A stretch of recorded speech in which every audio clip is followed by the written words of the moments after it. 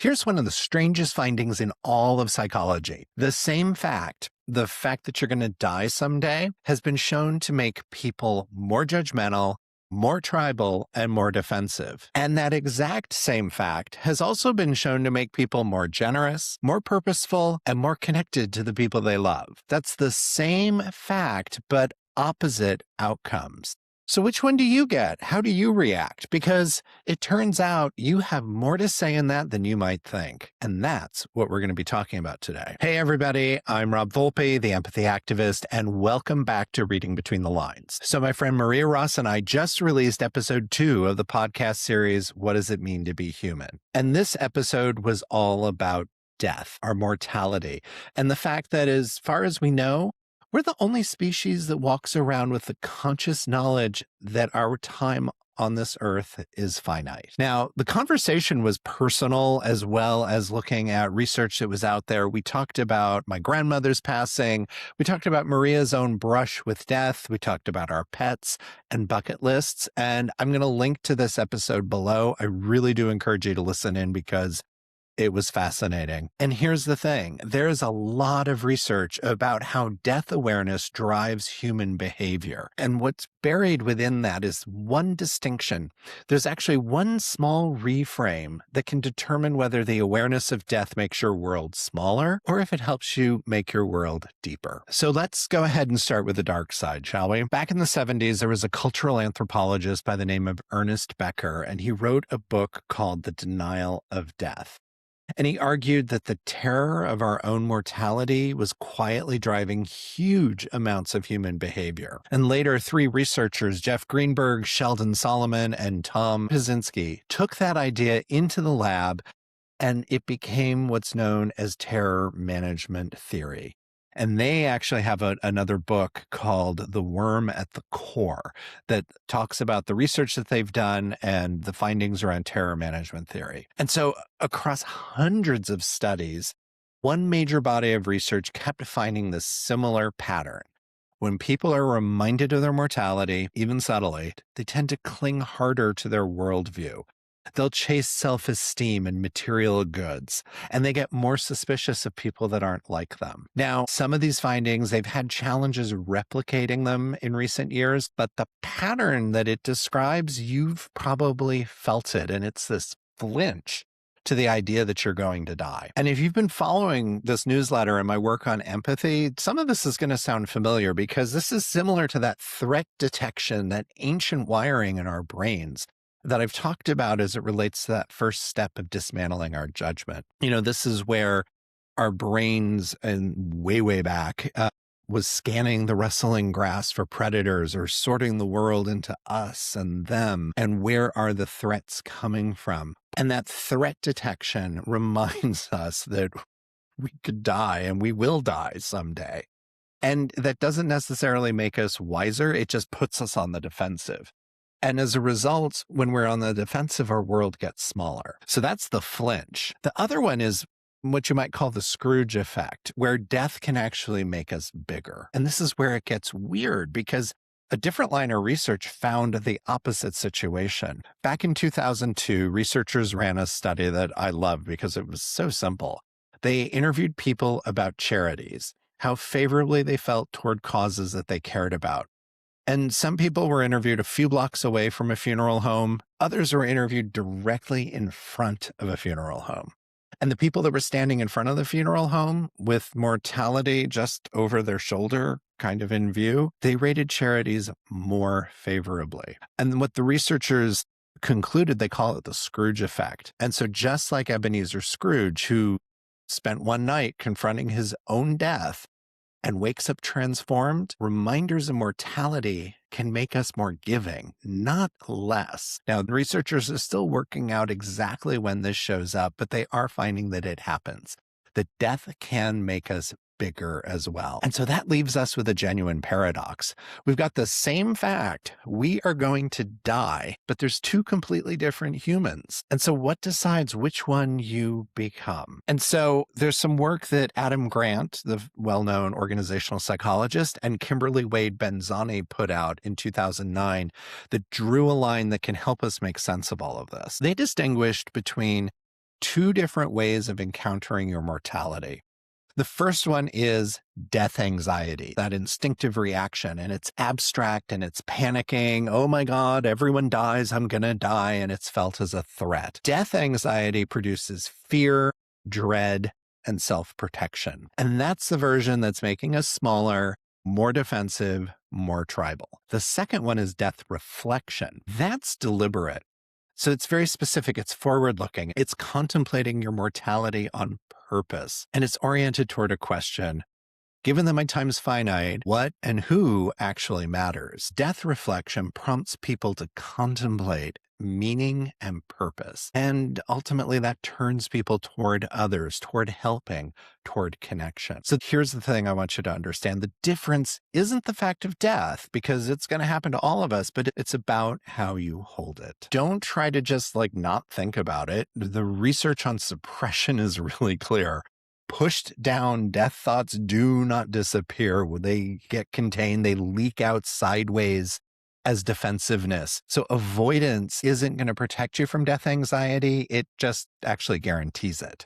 So instead, we have to go toward it deliberately and specifically. And it got me thinking, this idea of death anxiety and death reflection, and that big, massive event that we all faced 5-6 years ago, the COVID-19 pandemic. And some of the research that I had done at Ignite 360 was finding, as I was asking people, what do they want to do when the pandemic is over? There was a surprising number of people that were looking to be more empathetic, that were to build deeper connections and bonds with each other. But what it was also showing me was that death reflection that people were going through. At the same time, many of us have looked askew and wondered, as people raced to get back to life as it was, they were experiencing death anxiety. They were digging into the self-esteem, the accumulation of material goods, of experiences. So you saw those two things happening in society at the same time. And I think there's a lot of tension that was created, and the clashing that resulted from that was because we were dealing with this in very different ways. Some people leaned into the anxiety and allowed that to take control. Others went into a reflective space and focused on that. Death is not something to be avoided. It's not going to help you escape death anxiety. Instead, it actually guarantees it. And so if you want to know what death reflection looks like in the wild, Maria actually did that, and we talk about it in this episode. She told me about a conversation that she'd had with her husband where they were talking about their summer plans and what vacations should they take. And maybe there was a trip they wanted to do, but let's put that off until next year. And then she said this part out loud. She said, well, I'm 53. So realistically, I've got 20, 30 good summers left. She has maybe 20 to 30 good summers left where she'll be mobile and have the physical strength to go and travel and do things. And that's the thing that stopped her. What are you going to do with those summers? So if you say, well, let's take that trip next summer, she was like, you know what? Do we even have next summer? Is that something that's possible? And it was really profound when I heard that, because it made me reflect. I'm a few years older than her. I'm 57 currently. And so I've got even fewer summers than her, most likely. And I have fewer summers to go than summers that I've had just in my adult life. And so what am I going to do with that time? And this isn't necessarily death anxiety. Maria wasn't spiraling about the fact that she'll die. She was being really specific and reflective. She was being forward-looking. So what do we do with the summers that we have left? And that is textbook death reflection. She was doing the thing the research says works, and she was doing it in real time. And that's the practice. It's not the I'm going to die someday as a dread in the background, but it's the thought that, and the realization that I have a finite number of summers. So which people, which trips, which conversations make the cut? What am I going to prioritize? Now, here's the beautiful part, and this is the part that answers what does all this have to do with empathy and connection? There's a Stanford psychologist, Laura Carstensen, and she spent decades studying something that she calls Socio-Emotional selectivity theory. And what that really is that when people perceive their time as limited, their priorities shift. It shifts away from chasing status or new information or big expansive networks, but shifts toward emotionally meaningful goals and the closest relationships. And it's part of why older adults, despite having very real losses in their life, they often report higher emotional well-being. I've seen that firsthand in the interviews that I've been doing with my peers and with aging elders for this research that I'm working on. When we talk about bucket lists, the grand adventure stuff tends to fall away.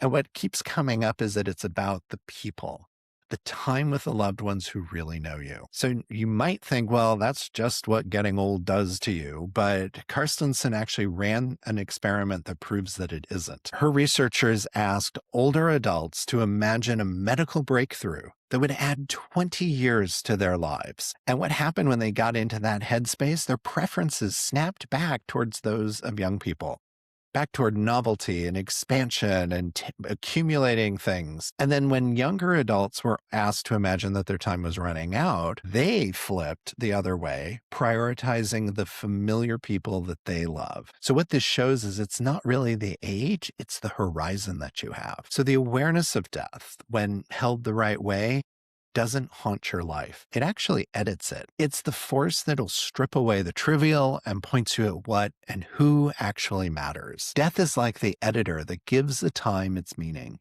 Okay, so how do we make this usable? Because you know me, it always comes back to asking good questions, putting this into practice, and making something of it. And I'd really encourage you to sit with these this week, maybe listen to the episode with Maria, ponder these questions, and don't do it abstractly, just on purpose. The first one is to do the math. So how many good summers do you realistically have left?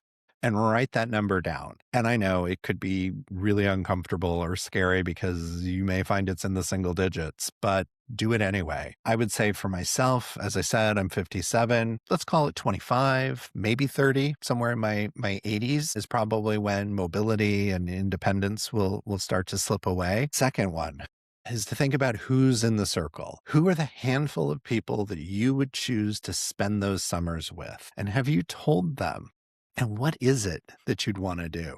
And I know these are big things to be thinking about and sitting with over a cup of coffee. The third question to ask is what gets edited out? So what's one thing you're doing or carrying? It could be a grudge, a grind in your life, an obligation, that finite life, knowing that horizon, that you just simply don't have the room for. And what can you do about that? And then I'm going to give you a fourth bonus because this is the single act of death reflection that most of us can do. And the research actually shows we're avoiding it. Care.com survey a few years ago found that of adult children, 53% expect that talking with their aging parents about senior care is going to be difficult. This isn't even about death and end of life, about senior care, while only 33% of the seniors felt the same way themselves. So the adult children are actually more afraid of the conversation than the aging parents are. What is that about? What can you as an adult child do to help bridge the gap and get over that hesitation to have the conversation? And what, as an aging parent, what can you do to open the conversation up to maybe help your kids understand that you're interested? One of the things that I've heard in the research that I've been doing, there's a hesitation to talk about money, first of all, but that's one of the things that we got to talk about. So if you're the aging parent or you're the adult child, how can you get to a place of being comfortable talking about finances and the future? And again, it's not about what bank accounts there are, but what are the calculations that need to be done? What are the inputs in order to figure out how much money do we need to do this? What's feasible and available? And if not, we don't have it, what's the workaround? So take one step towards having that conversation with your parents, with your kids. Talk about the wishes of the aging parents, about what matters. And if you are willing to volunteer to have that conversation with me, to participate in this interview project, I am researching exactly this for my next book and my next business, talking with adult children, aging parents, cross-generational conversations. And I also want to talk to the professionals who guide them. There's a link in the show notes to sign up, and I would love to talk to you. So thank you so much for that. Okay, one last thing. So in the episode, I do talk with Maria about being with my grandma when she died at 104. And I refer to it as the most profound, beautiful, and heartbreaking thing I have ever experienced in my life. I'm not going to get into that story here. I do talk about it a little more in the newsletter itself. I also share a really remarkable Washington Post piece about what palliative care researchers are learning from the visions people have at the end of life. Those links are below. Please go read it. I think it might help you change how you feel about being in that room someday, because that's the whole point. Death, held with attention instead of avoidance, doesn't make life darker. It actually makes what we have of life matter. So please listen to the full episode with Maria. The link is below.